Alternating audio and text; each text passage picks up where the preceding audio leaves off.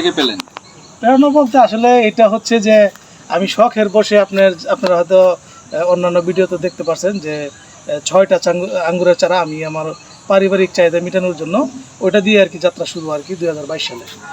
আচ্ছা, আঙ্গুরের প্রজাতি এখানে কয় ধরনের প্রজাতি আছে? এখানে অনেক প্রজাতি আছে, এখান থেকে দেখা গেছে ভালো যেগুলো ওইগুলা নিয়ে কাজ করব, আর যেগুলা রেজাল্ট খারাপ ওইগুলা মানে বিস্তার ঘটাবো। আমি মানে যেতে যাচ্ছি আপনার এখানে কি রাশিয়ান আঙ্গুর বা বিভিন্ন? হ্যাঁ, রাশিয়ান, ইউক্রেন, অস্ট্রেলিয়ান, ইটালিয়ান, এরকম বিভিন্ন দেশের আঙ্গুরের জাত আছে। এটা কি বাংলাদেশ সংগ্রহ করছেন আপনি? হ্যাঁ, বাংলাদেশ থেকে সংগ্রহ করা। বাংলাদেশ থেকে যাদের কাছ থেকে সংগ্রহ করছি তারা আবার হয়তো বিদেশ থেকে সংগ্রহ করে বাংলাদেশের চাষ করে ফল দেখাইছে, তারপর তাদের বাগান ভিজিট করে আসলে এই গাছগুলো সংগ্রহ করা। সব এই যে সাথে সামনে দেখলাম এই যে আঙ্গুরের চারা। হ্যাঁ, এই আঙ্গুরের চারা আপনার এখন বর্তমানে এটা প্রাইস কত ধরতেছে? এখানে আপনার যেগুলা Per piece? বাইকুনুর, তারপরে গেল আপনার ডিকসন, তারপরে আপনার জয় সিডলেস, আর হচ্ছে আপনার ব্ল্যাক ম্যাজিক, এরকম কিছু জাত আছে। এগুলা 3 পিস হচ্ছে 1000 টাকা।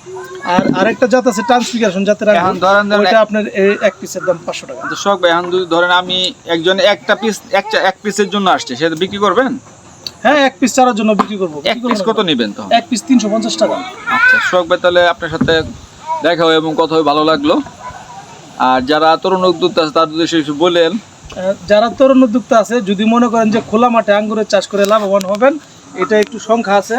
এই কারণেই আমাদের আঙ্গুরটা যে পাকে যে মৌসুমে, ওই মৌসুমে মুষলধারে বৃষ্টি হয়। যদি লাগাতার বৃষ্টি থাকে তাহলে পাকা আঙ্গুরগুলো ফেটে যাওয়ার সম্ভাবনা থাকে, তখন চাষি একটা ক্ষতিগ্রস্ত হবে। আচ্ছা, আমি বলবো যে আপনারা যদি মানে চাষ করতে চান তাহলে অল্প দিয়ে শুরু করবেন। যদি আপনার কাছে পরবর্তীতে মনে হয় না যে আপনি এখান থেকে লাভ করতে পারবেন, তাহলে আপনার বাগান ওইখান থেকে ডাল থেকে চারা উৎপাদন করে আপনার বাগান বিস্তার করতে পারবেন। ধন্যবাদ সোহাগ ভাই সময় দেওয়ার জন্য। ধন্যবাদ আপনাকে। অসংখ্য ধন্যবাদ, ভালো থাকবেন।